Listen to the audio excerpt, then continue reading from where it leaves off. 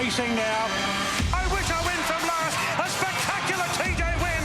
Giga kick down the outside, wins the Everest. Shinzo and Ryan Moore have drawn clear to win the Golden Slipper. With Tim Gilbert and Julie Snook, this is Racing Dreams.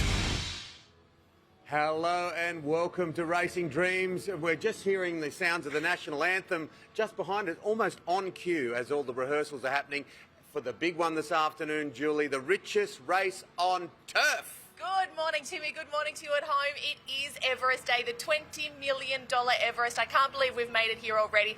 A stunning day here at Royal Randwick as well. The sunshine is out. The forecast is about 28 degrees, I believe. So perfect conditions for some great racing today, Timmy. Who are you wearing, Julie?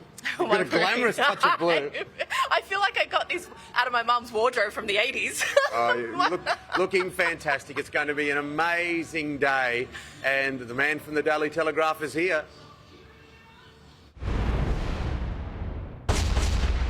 This racing update is brought to you by Bet365, the world's favourite online betting brand. Chances are you're about to lose. Shane O'Cass from the Daily Telegraph joins us here trackside. What a treat to have you here with us this morning, Shane. Thank you so much, Julie. Morning, Timmy. What a fantastic day it is here to be at the Everest, as in the weather played its part, because there was always the potential we could have a wet one, but like we did in the first couple of years. But as you mentioned, it's a beautiful day. The track's going to be in fantastic order. I don't think the horses will have any excuses regarding the track, but gee, the way the race will be run, that's going to be interesting. Everything that we thought was going to happen hasn't happened. Like take us through it. Everything's turned on its head, but that's the way of the sport. Absolutely. With such a long build-up to the race, it's kind of like a football grand final at the end of the season, and lots of things can happen in between. Look, who would have thought Nature Strip would leave us, be retired? Eduardo went on the same day. Giga Kick, I was fully expecting that horse to be here and defend the trophy, but he's not going to be here after what happened in the McEwen. Craig Williams, I wasn't expecting to be here, but he's here, and he's riding, look, albeit an outsider and alcohol-free, but what can you say about Gay Waterhouse? I mean, she could pull the ultimate rabbit out of a hat with a horse that has won 4 Group 1s and was once the champion. And if they're talking about her running last, then I've got no idea who's going to win. Let's take a look at the field now. It is quite an open field, probably the most open we've seen in the 7-year history of this race. I do believe we've got the graphics. We can take a look at that now. We've got I Wish I Win in there. Think about it. Hawaii 5-0, Cylinder, Marzu, Espiona, Overpass, Timmy. Yeah, Overpass with the ATC. Shinzo, of course, is with Coolmore, and last time we saw Shinzo first up. It'll be interesting to see how it goes today. They had an impressive trial. Private Eye, the storming finish last year. Bonus not just alcohol-free in secret. How do you find a winner? Well, I think in previous years there has necessarily been at least one standout horse. And when you talk about Nature Strip, when Nature Strip was here, even to some extent Classic Legend was very well fancied to win the race. But particularly Les, because Les declared it. Absolutely. Yeah. I think there are at least 10 horses that can win, possibly even 12. It will all come down to the best ride, and and it will come down to the pace of the race. That is going to be ultimately significant because they will go fast, but just how fast? I mean, you've got to remember they ran a course record here at Randwick a few years back, but does Overpass need to run a course record to win? We know he's going to lead, but it's going to come down to how much pressure is applied to Overpass and how much pressure he can sustain. And I'm pretty sure he can sustain a lot of pressure, but it's going to also affect horses behind him. If Overpass does happen to stop, what happens to the horses behind him? One of those being I Wish I Win. Well, of course, on Tuesday night we had the barrier draw. The barrier draw is always spectacular. Sydney Harbour this year aboard a super yacht, the Jackson, and there was a lot of nervous energy because we know how much this draw can really impact this race and change the dynamic of the race. What did you make of the draw this year? How has it changed? Well, I think it changed dramatically. As far as I was concerned when I saw it, it was advantage Björn Baker and slight worries for Peter Moody because we know Overpass is going to lead. I've said it numerous times. Everyone knows he's going to lead, but I Wish I Win was the horse that we know will have the fastest finish in the race. And look, barrier 1 is not ideal. I think they would have preferred 12. I know I would have, because that way the horse is guaranteed to get to the outside. But look, with such a big purse on offer, they are going to fan across the track. I mean, I would be surprised if they weren't at least 5 across the track, maybe even 6 or 7 abreast up the rise. So you would think that Luke Nolan, I mean, he's ridden Black Caviar 25 times in a row and won, so he never made a mistake on her on the big occasion. If he gets the breaks, I think I Wish I Win will be the horse to come through late. Tell us how it's all going to finish. We saw Darren Flindell yesterday, and I read your article this morning, how he had Overpass on top. How does, ladies and gentlemen, the challenge to the male model from Miranda, you're looking absolutely resplendent today. How does it finish in the Everest? Well, I see Overpass leading up the rise. I Wish I Win getting a late split coming through, and the other horse Think About It right there, as he always is, and Private Eye in for 4th. Buenos Noches, a gallant run for 5th. There you have it. There you have it. We'll Write play those that down. back next week.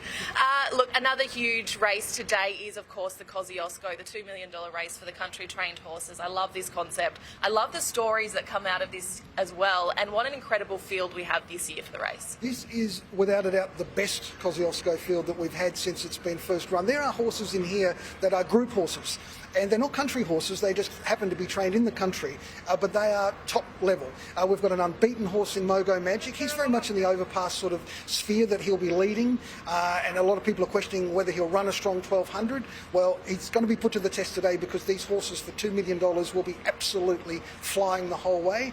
You've got last year's winner here, Front Page, who's trialled brilliantly in the lead up to this. There are fewer chances in the Kosciuszko, but I think it's a better field than we've seen since the race has first been run.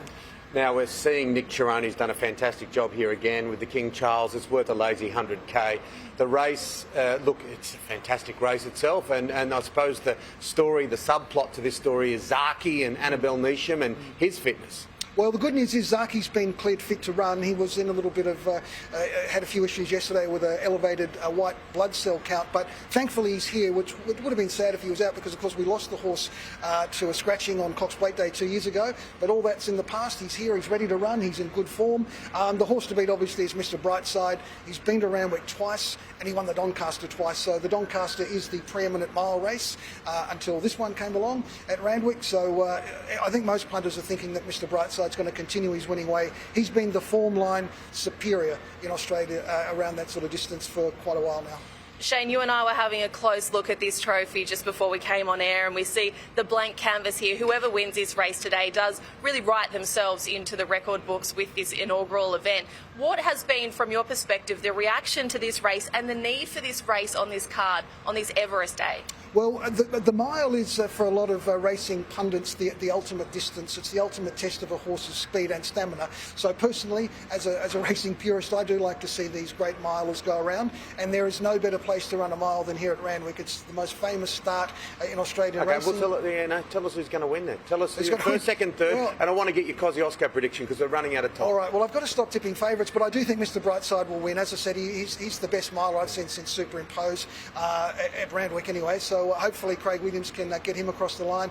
And look, in the Kosciuszko, very hard race, but I think Luke Pepper, Takeover Target's former jockey rider in track work, will be winning it with Opal Reed. She's a tremendous filly. She's got the best turn of foot, and she's got J-Mac. Shane O'Cassidy, enjoy your day from the Dale Telegraph, and we'll play all that back to you next week. Let's hope not.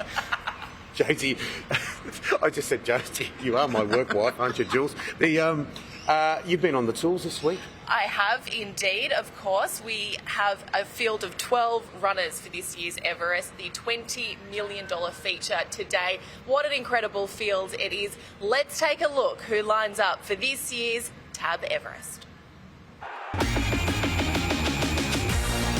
It's the race where dreams are made. Private Eye, Giga Kick down the outside, wins the Everest. The unbeaten 3-year-old's done it. The race that changes lives. In the history of the race has stormed past the best sprinter in the world to create a huge upset. Craig Williams and Clayton Douglas. And today, a new chapter will be written in the race that's captured the world.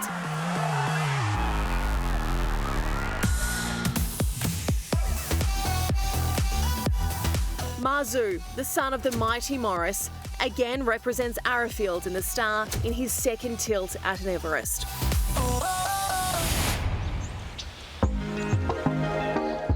From the Joe Pride stables come two chances. Think About It flies the Newgate GPI flag after an incredible Queensland campaign. But in front, Think About It, and Think About It's won the straight run. While stablemate Private Eye was snapped up by Max Whitby and Neil Werrett after his September win in the shorts.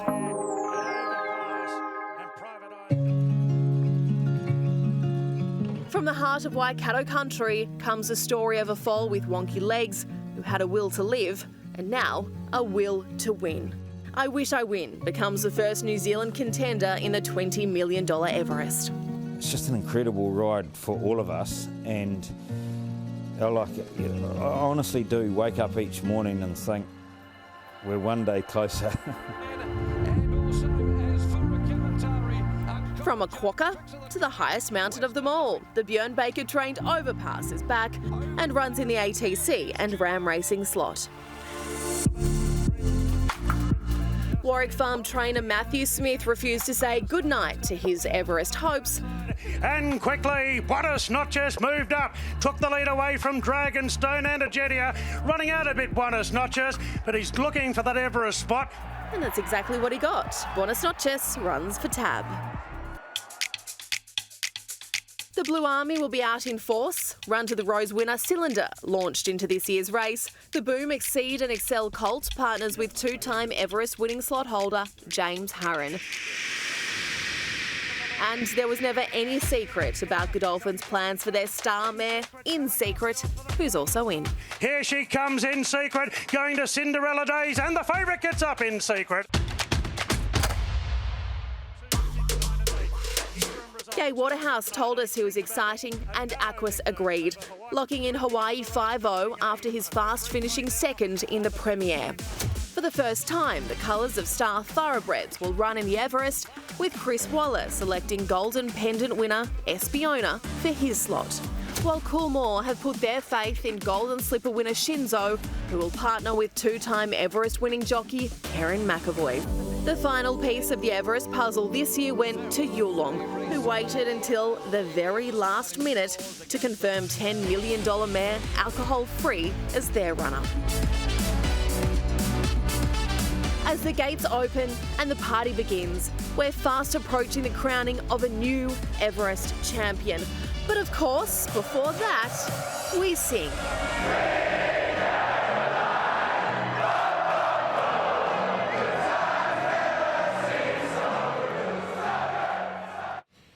So who have you tipped again?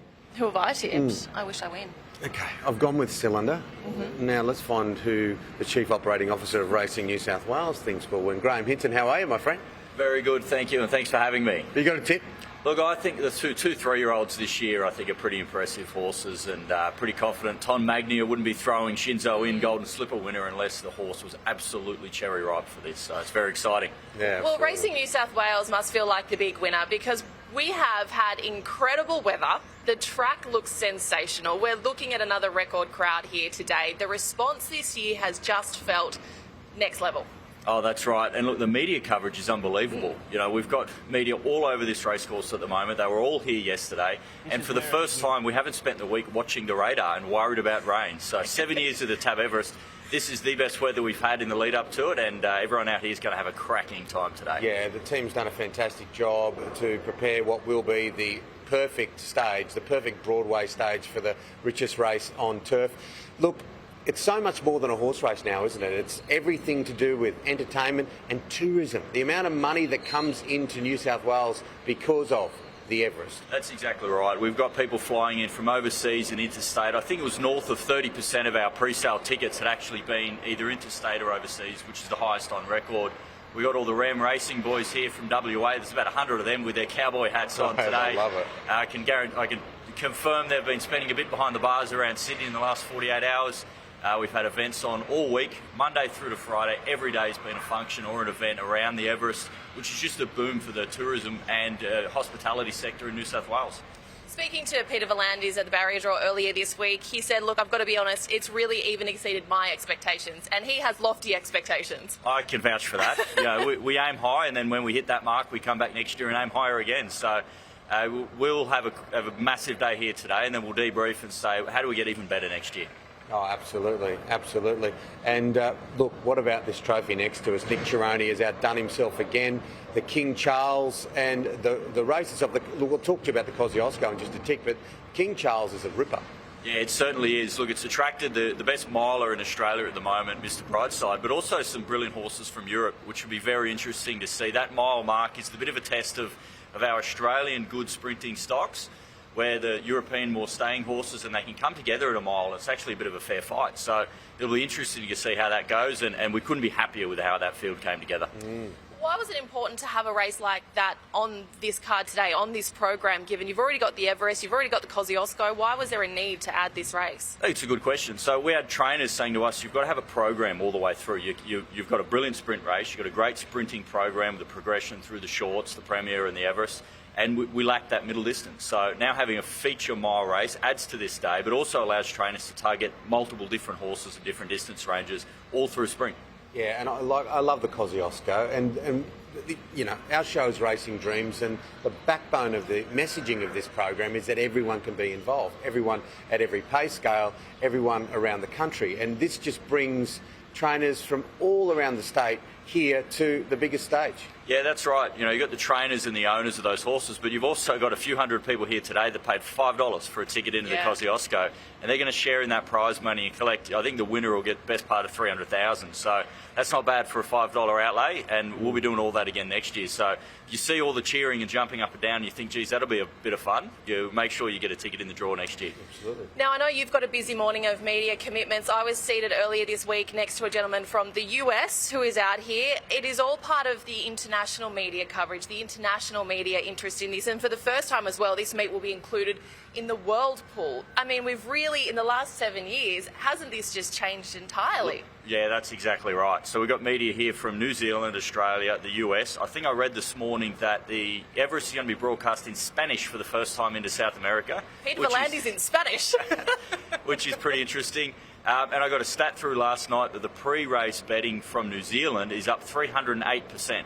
So they've got I Wish I Win, one of the favourites for the race, and they've been promoting the living daylights out of it back in New Zealand, and it's just generating that interest. It's unbelievable. And you've also got the jockeys from Hong Kong. You've got Zach Purton out here, you've got Huey Bowman out here. That brings a whole nother level of interest. Look, it does, and that segues well into the world pools. So you've got the Hong Kong punters betting on our product, and what we know is they're very loyal. So they'll follow Huey and they'll follow Zach.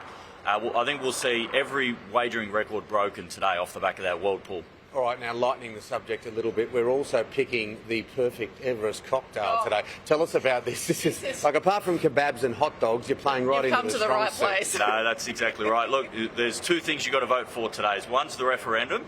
The other one is what your favourite cocktail is on course. So at 4 different locations around Randwick, we're testing 4 different cocktails. And what we want to see is the most popular cocktail. You've got to tag yourself and vote via the QR code. You can win a couple of grand if you vote. Nice. And whatever the winning cocktail is today will be our official Everest cocktail next year. So I get paid to taste test. Yeah, well, if you're lucky enough. Potentially. Yes, All right, absolutely. I've got to Graham, it's good to see you. Have a great day. Congratulations to everything it's become and what it will become. Thanks, guys. Appreciate all the support. Well, they're just making the final touches to the track here at Royal Randwick today. We've got the chopper overhead, you've got the team down on the track. It's a good 4 today. Yeah. The forecast is sunshine and 28 degrees. Probably one of the best days we've had here for the Everest. It's going to be great. Stay with us. On the other side of the break, we've got plenty more coming to you live from Royal Randwick. You're watching Racing Dreams. See you soon.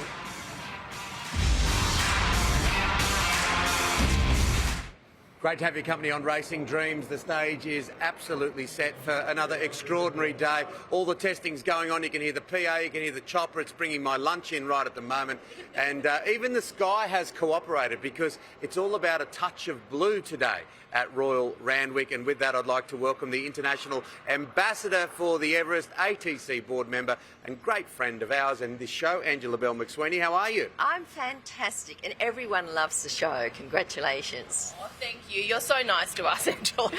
Tell us about the touch of blue, Angela, because you and Julie absolutely looking wonderful today. Well, I just think, you know, every wonderful race has to have a special colour. I mean, the Derby's black and white. So now, and we're out doing every race in the world, the Everest is a touch of blue. In your experience, your years of coming to the racetrack, What do you make of this day? What do you make of that atmosphere come 4 o'clock in the afternoon when those gates open for that Everest? Well, it'll just be breathtaking. I mean, last year it was absolutely incredible, and it's the most exciting race in the world. Right at the moment, we are the envy of the world, and everyone will be focused on Royal Randwick.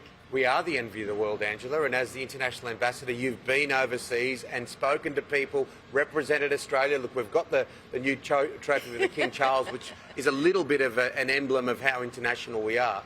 It's gone global. Everywhere I went, Royal Ascot, Goodwood, Newmarket, when I'd mention that our spring carnival is worth 87 million Australian dollars, it was wonderful to see the reaction, and really Peter V'landys is just a genius. He's put our New South Wales racing on the global map. It's international now, and what started off as just a one-day race is now a whole week. My goodness, it's exhausting. It's been a marathon, but so many wonderful events. And of course, this all feeds back into the economy. So it's brilliant for Australia. Absolutely. Let's talk about those events. Of course, we've got the Everest Long Lunch, which you were instrumental in organising. The barrier draw we had at the Super Yacht at the Jackson earlier this week. We had the inaugural Taste of Turf event on Wednesday night. We have the Gala Ball on the Thursday night, the Calcutta, the business lunches, you name it. And that's before the race started. And that's before the race started. I was up at 6 o'clock this morning. But how much has that changed, I suppose, the dynamic here in Sydney, and how important was it to have an event like this? Not just this one race day, but the events leading up to it. Well, it makes it truly international. It makes it global for people coming from overseas. They've got an entire week instead of just a one-day event. So, as I say, we're the envy of the world, and it is the most sensational, exciting time. I mean, today, the calibre of horses for a start, and to me, racing, a day at the races is really like the theatre of life. You've got everything. You've got fabulous food, you've got fabulous fashion, you've got magnificent horses, and I do think we have the best racetracks, the best trainers and the best jockeys in the world. Can you pick the eyes out of the events? I know it would be a little bit of a blur for most people, and you're at most of them. Can you pick the eyes out of the events that you've been to through the course of the week that stand out for you, or they're all good? They're all great, and I love the fact they're all different. Here at Royal Randwick, we've got this magnificent $46 million wink stand for the GA, so you can come to the races and you can have a beer and a pie, or you can go to the champagne bar and you can have chicken sandwiches and champagne and be all dressed up. So racing is giving everybody something, and again, this is where Peter V'landys, I think, is really making it for the world, for everyone, whatever strata you want to enjoy. So with all the events, they were slightly different. The Taste of the Turf was very innovative and something brand new, and it brought in all the community with all the wonderful different restaurants we have in Sydney. We showcased to the world our magnificent harbour with the barrier draw. Then the chairman's dinner was very elegant at the Star. And then, of course, the business dinner for the business community. So it embraced the entire community. Nice choice of words there. Very elegant, very elegant. So do you, finally, great to have you on the program. I know you've got a busy day. Does it have to be Overpass for you? Of course, the ATC slots Overpass. And if Overpass wins, every member gets a certain amount of money on their card. $20. So, yes, I would love to see Overpass come in, and Bjorn and Josh Parr. It'll just be so exciting.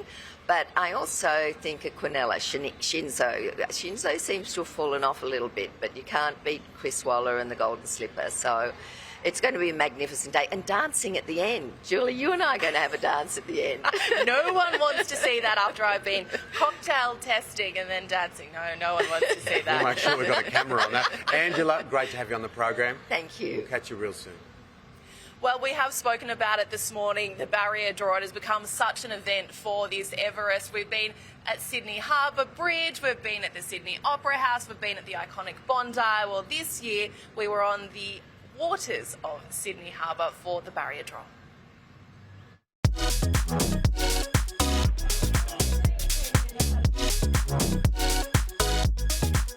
Here we are on board the Jackson Super Yacht on a Sydney spring evening befitting of a $20 million race. Tonight, it is all about the barrier draw. So needless to say, there's plenty of nervous energy floating around this vessel tonight. Let's go catch up with a few familiar faces. you believe 7 years ago, where we're standing now, the crowd that you're attracting to this race, the global interest, could you have ever dreamt it would reach these heights? No, I've got to admit it's exceeded our expectations. We never realised it'd grow as quickly as it did. But the thing that's got me is it's attracted the younger generation. 70% of our crowd's under the age of 35, and it's their generational race. That's what I'm proud about, is that we've sold racing to a new audience and to a younger audience, and I think it'll just keep getting bigger. Well, Adrian Bott, it is Everest week. How are you feeling? Excellent. I must say, really enjoying the build-up. It's probably been a little bit easier for me. I was sort of reflecting on it today. We came in very late with sort of 2 late announcements, so I haven't had that sort of nervous wait all the way through. It was only just this morning, I think it really hit me, did the final gallops for both horses, and I was overthinking things. I was pacing around, and I thought, geez, I'm glad I didn't have these locked in all year. Are you looking forward to a week of activities, events, catching up? Do you ever relax? No, none of those things. Just getting to Saturday, I just want to get there and gates open and off we go. This will be our 6th runners in the race, and that's something I'm very proud of from the stable, because we are only a small stable. I sort of keep 50 to 60 horses in work, and we don't spend big at the yearling sales, but to be overrepresented in this race is, as I say, it's a good achievement. Mark, we are not in Waikato anymore. Welcome to Sydney. Yeah, thank you very much. It's unbelievable to be here. I mean, we got in at the middle of the day today, and to walk into an occasion like this is just incredible. We've raced some wonderful horses, and hopefully we'll do into the future, but nothing's equal to this. You know, to be involved in the Everest, to be involved in this week, this whole occasion, it's just mind-blowing. Well, Denise, here we are on board this beautiful super yacht on Everest week. How are you feeling? Excited. It's very thrilling to have our mare involved in the race. We've got some owners with us tonight, and it's a great feeling. You buy horses, you don't ever anticipate you're going to be involved in an Everest, but we are, and she's one of only 3 mares in the field. A mare hasn't won the race before, so maybe it's an omen. Henry, a very special birthday and an Everest all in 1 week. That's very true. That's very true. The big 4-0. It's just really exciting. And what I love about this race so much is there's so much talk about it. Every person that follows racing in Australia, every horse, it just creates so much interest. And to think that it was not even an event 10 years ago, now it's our benchmark race, our number 1 race in the country, is quite extraordinary.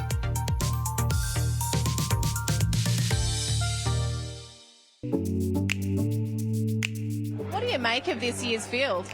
It's a tough race wherever you look. There's nowhere to hide. There's some 3-year-olds. You've got the Victorian champion, I wish I'd win. Some good horses. A couple of my neighbours out at Warwick Farm, Donis Notches, think about it, and Private Eye, Godolphin. So it's a really tough race, whatever way you look at it. So it's great to be involved. May the best horse win.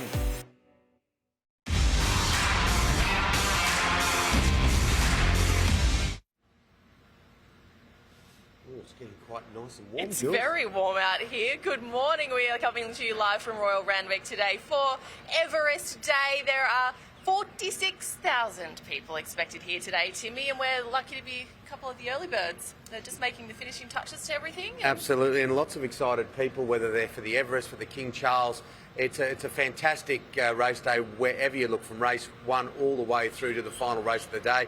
And obviously huge interest on the Kosciuszko Goulburn trainer. Now, Goulburn is very close to my heart. That's where I started as a round mounder sound 30-odd years ago in radio, for those that are interested. And that's where Matthew Dale trains out of. He's a superstar young trainer, and he joins us on the program. How are you? I'm very well, Tim. How are you? Very good. Morning, Julie. Good morning. How are you feeling? You made the trip from Goulburn last night to Sydney. 2 runners in today's Kosciuszko. How's the team? Yeah, look, they're very well. It's been a busy couple of weeks, or a couple of months, because the Kosciuszko really starts building up with the ticket sales, and it's a unique concept. It's a brilliant concept, and it's that different sort of feel that you really build to a grand final. And to have it on Everest Day, which is Sydney's grand final, day of racing, it's so exciting. And look, there's a real collegiate spirit in this industry. We mention it week in, week out, and that was on show with the whole story of Front Page. Tell us a little bit about how Front Page came to you. Yeah, look, last year's winner, Front Page, obviously, Jeff Gerry done an outstanding job with Front Page's career, and when Jeff decided to retire a few months ago, I got a phone call from both Jeff and his son, Paul, who's the managing owner of Front Page, and they asked would I be keen to take him on, and of course I was elated to get that phone call, or those phone calls, and so then they sent him down, and with the target of being here at the Kosciuszko first up, and he's followed suit. Did that add a little bit of extra pressure, perhaps, given there was a bit more of a time limit on the target of the Cosy? Yeah, in a way, but like the pressure of a returning champion, so to speak. But at the same time, it's opportunity, isn't it? And you want good horses in your stable. So we were wrapped to get him. We got him in the right time frame. We've had him for 14 weeks, and that's a perfect time frame to set one first up. And pretty much everything's gone according to plan. $5.50 there or thereabouts. Yep. And Cavalier Charles, longer odds. How does this race go? Yeah, look, I think Front Page will roll forward. Him and Mogo Magic are the two main leaders in the race. There's a bit of other sort of speed just in behind it, but I think they'll be the main tempo. And Opal Ridge will be absolutely hard to beat. There's no two ways about it. High quality mare, deserved favourite. But if Front Page can get sort of his, into a good rhythm up in the lead, he'll give an awfully good kick. And Cavalier Charles ran fourth last year, and I think he can get home to a similar sort of area this year. I always shed a little tear when I see Opal Ridge, because Opal Ridge beat Prince Nakoni, a horse that I had here. Very close, very close. Still hurts. In a highway, and Opal Ridge. It still hurts. Went that way. Matt, you've been here with Kosciuszko runners before. You were here for the inaugural Everest as well. Can you just describe, I suppose, the growth of this concept, the growth of this race day, and also the atmosphere here, because it is pretty unique? Yeah, absolutely. Look, it's something that growing up, I used to look at the Melbourne Cup Carnival as the pinnacle of race carnivals and race days, and I didn't feel Sydney had something to rival that, and they certainly do now. And this is the day. It was a unique concept, both Everest and Kosciuszko. It's built year on year, and it's now turned into what it is today, and that's an awesome race day that everyone's watching. And the country is brought to the city all the time, and the significance of country racing is always in the forefront of everyone's mind, whether it be New Haven Park sponsoring the country championships, Absolutely. and of course they're great sponsors of ours. You've got the Kosciuszko, you've got the big dance, the little dance, so you feel attached, you feel a part of the whole thing. 100%. It's never been a better time to be a country trainer, and that's the grassroots, so to speak, product. And, like footy players, most good footy players have come from out wide.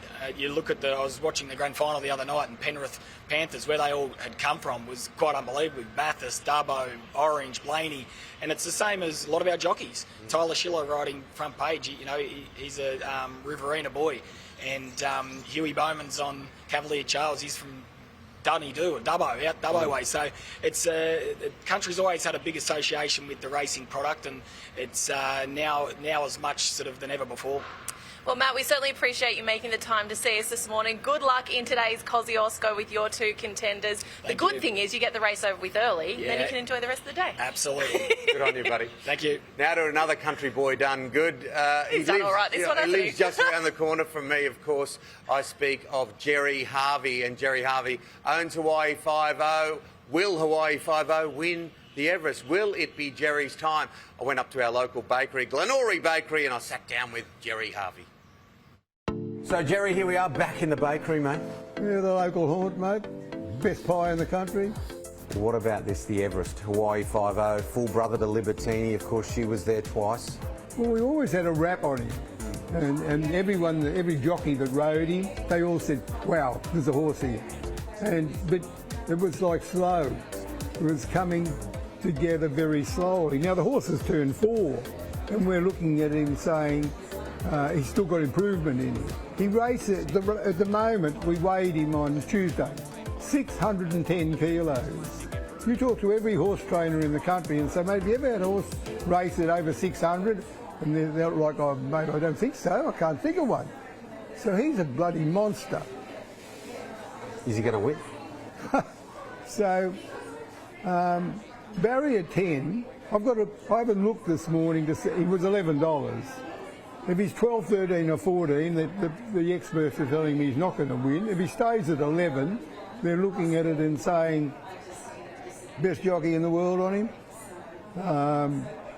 You never know. Anything can happen. He's improving. What about what this race has become? Well, it's sensational. It's done more for racing than anything I can think of off the top of my head in the last 10, 20, 30 years.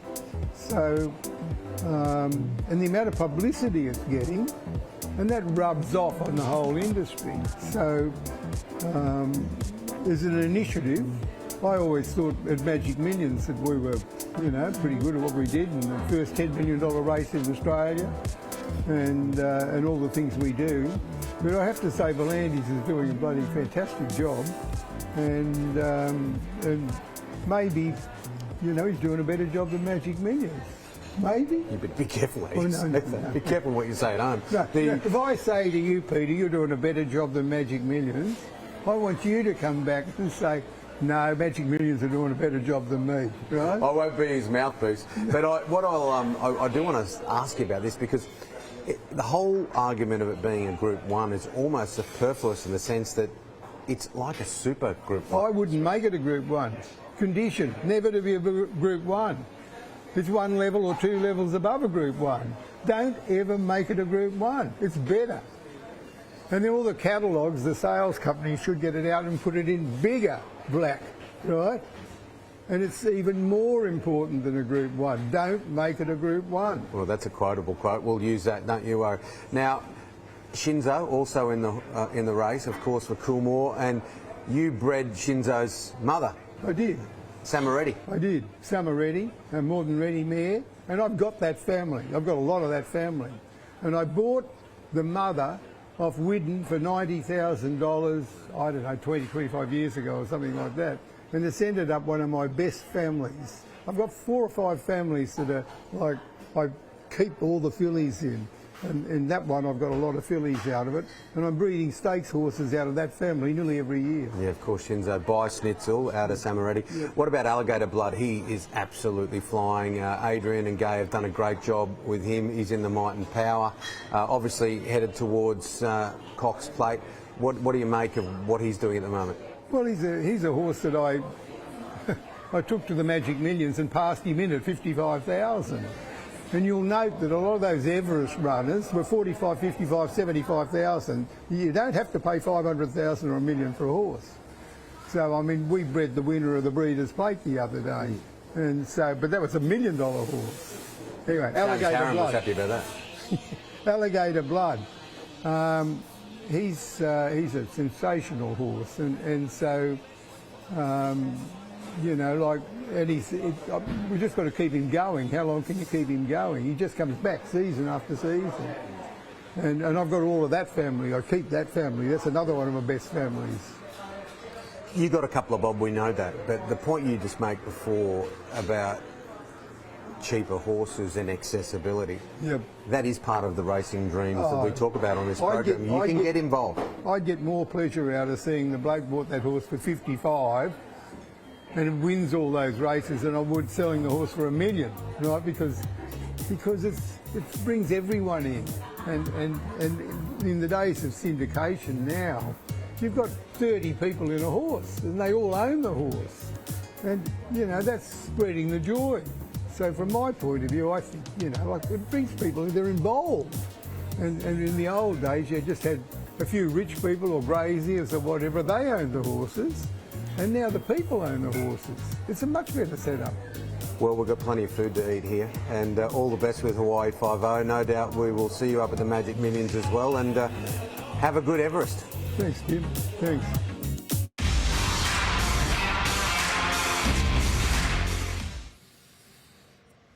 Welcome back. You're watching Racing Dreams. We're coming to you live from the beautiful Royal Randwick today on Everest Day, and joining us now looking very sharp indeed. I heard the comments that we made for Shane O'Cass. He's gone back to Miranda. He's got changed. Bought a new jacket. And here he is, ladies and gentlemen. Brad Gray, how are you? Good, thank you guys. If you can't bust out the fancy jacket for Everest Day, you never can. I've already sent the QR code for the Fashions of the Field to Tim, so that. I do expect an entry. I thought you were from him. playing on stakes. I thought it was a food joke. Okay, I must have been up too early. Brad, what a day we have here today. The track is looking pretty good. Conditions, we couldn't ask for more. It's all come together, hasn't it, perfectly? So all we need to do is find the winner, and that'll be the perfect scenario. But I can't wait to see 50,000 fans out here blasting out Sweet Caroline a little bit later. At least when there's so many fans here, it'll drown out my awful singing. All right, it's a great race card. Let's start with the gloaming. We're jumping to race 4. Your thoughts there? Tom Kitten, we were with him last time out. I thought he had excuses. I know he's short price favourite again, but I think he's entitled to be. So last time out, he was just flushed wide from about the 700 metre mark, and he had to do it the tough way. I think that run really seasons him up today. That was the run he needed over 1,600 metres, 1,800 metres, Natural Willa sticks, James Cummings, and I think he'll be cherry ripe come the spring champion in a couple of weeks' time, and he can win this on the way through.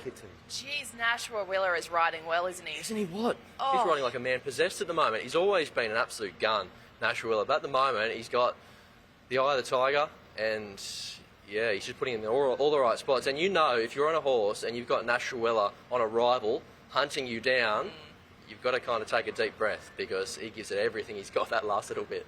Well, race 5 today is the $2 million Kosciuszko, the race for the country-trained horses. Yes, and I'm with Opal Ridge, really keen on her chances. Now, throughout the week, we did hear that she had a little issue there to one of her hoofs, a bit of sensitivity, but if Luke Pepper, the trainer, says that she's all good, I'm all good as well, because I think she is the best horse in the race. She's explosive, fresh. First up has always been the plan. I loved her trial ahead of her return. James McDonald rides, and if she gets the breaks at the right time, I don't think they'll see which way she went. Race 6, Sydney Stakes. Sydney Stakes Valana, at about that $5.50, $6 quote. He's a really good fresh horse himself. Another one for James Cummings, so the Royal Blues are going to be out in force today. He just draws a nice gate. He handles all tracks, wet or dry, it doesn't matter. And you go back through his form, and all he has to do is reproduce somewhere near his best to be in the finish again. Race 7 is the $20 million. I keep pushing to my floaties. I feel like I'm playing 1980s rugby Got the league. wings out here. This year's Everest, it is one of the most open fields we've had in its 7-year history. We've lost Nature Strip to retirement. We lost Eduardo to retirement. Reigning champ Giga Kick is also out this year. It's sort of thrown up a few curveballs. Hasn't it? But as far as an interest perspective, it's created a whole new dynamic, hasn't it? Because you're not... You predicted it, didn't you? You said, wait to see a few of these young ones come Yeah, through. exactly right. Well, now's the time they've got to put up their hand. Because, as you say, and you can also say, Jules, that Classic Legend is another horse that's been recently retired, a past winner in his own right. So, will it be a 3-year-old that steps up to the plate? Will it be Think About It, who we know has an amazing profile as far as his win record, but he has to do it today on his biggest stage yet. Tip-wise, I'm with I Wish I Win. Now, there is a reason he wears the number 1 saddlecloth, and that is because to this point, he's the best horse in the race. So he won the TJ Smith Stakes not that long ago over this same track and trip. I do concede that was on a heavy track, and he was ridden conservatively and the speed up front suited. However, this has been a target for Peter Moody all the way through. Barrier 1, hasn't that created some chat throughout the week? And I think all that's meant for us punters is we've got a better price. So he's going to need luck at the right time, but all these horses are in a similar boat. You need the breaks to go your way in a race like this where there's very little between the top echelon. But if he sees Dale at the right time, look out late. We're going to be live at the Golden Eagle at Rosehill in a few weeks' time. This Silver Eagle this afternoon, pivotal. Yeah, I think it's the best Silver Eagle we've had to date. So to this point, we haven't seen a Silver Eagle win the Golden Eagle. That might change this year because Pericles up the top, he's a big hope. I like Ruthless Dame. I like her coming through the shorts. Speaking of form references, she's running behind horses that are going around the Everest. Private Eye, one of those. So I like the way that she tacked on late, 1,300 metres second up, back to her own age group. I think she's hard to beat. I think you're getting another little... We had the trophy. I'm going to get it. Yeah, I know. Jules, bang. But we had the King Charles Trophy. They didn't trust us, Jules. Yeah, they took it away from us. They said they saw me eyeing off a few of the pieces in there. I got a little bit too close. But the King Charles, the inaugural King Charles, will run today. What a field this has attracted. Not wrong. Mr. Brightside, the current favourite. I think he's short enough. I think he's the horse to beat, but he's $2. I know that's a bit skinny for you, Tim. You like him a little bit longer, so I'll throw Think It Over at you for Kerry Parker. Yeah, he's $14. It's a bit rude, isn't it, for a horse of his talent? He's a last start winner. I know his trial since hasn't been great, and he did pull up slow to recover, but Kerry Parker has said that he's worked great since. Natural Willa has ridden since. He's given his tick of approval, and he gets a lovely gate today. He just camps in behind the speed, and at each weight quote, I think you're getting about $3.50 to run a place. So I'd be more inclined to play that way as opposed to taking $2 to win for Mr. Brightside. But it is a fantastic trophy. I don't think you can fit it on your head, though, can you? Because it's got a solid base at the bottom. I'd try. So it's not like an It's as actual close as I'm crown. getting to a crown. We got the tiara on. That's right. There's plenty of diamonds in there. Back on the betting. Very quickly, your best bets and your roughies. Yes, the best bet for me comes up in the Kosciuszko. We've touched on her Opal Ridge. I think she'll get the job done and justify being sent around as favourite.